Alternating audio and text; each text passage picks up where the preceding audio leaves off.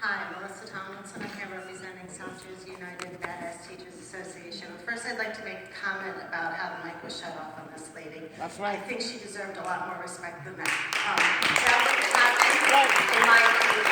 People are allowed to finish what they're saying, okay?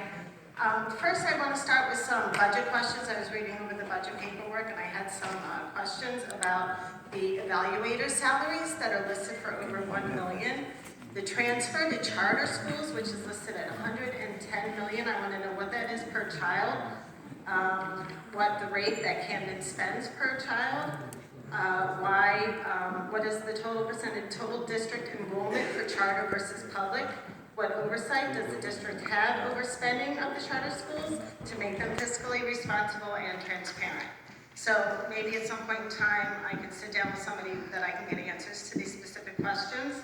And then I have some general questions. I want to know if Camden has started plans for implementation of the Every Student Succeeds Act.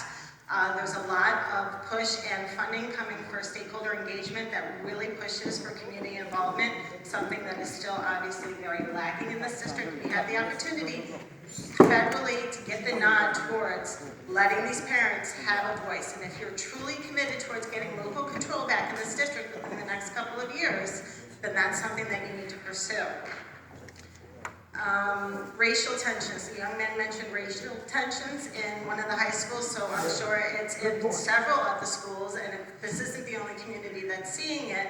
And I'd like to know if there's been any kind of plans to research restorative justice practices and bringing them into the district as an alternative disciplinary measure, so that we don't really get towards just pushing security guards on these students and making them feel like they're incarcerated. Lastly, I'd like to finish up. The NAACP opposes the privatization of public schools and public subsidizing or funding of for-profit charter schools. They recently released a moratorium, and I'm going to read part of it to you.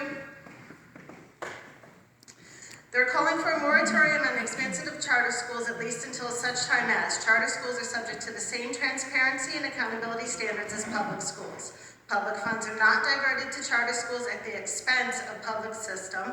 Charter schools cease expelling students that public schools have a duty to educate, and charter schools cease to perpetuate de facto segregation of the highest performing children from those whose aspirations may be high but whose talents are not yet as obvious.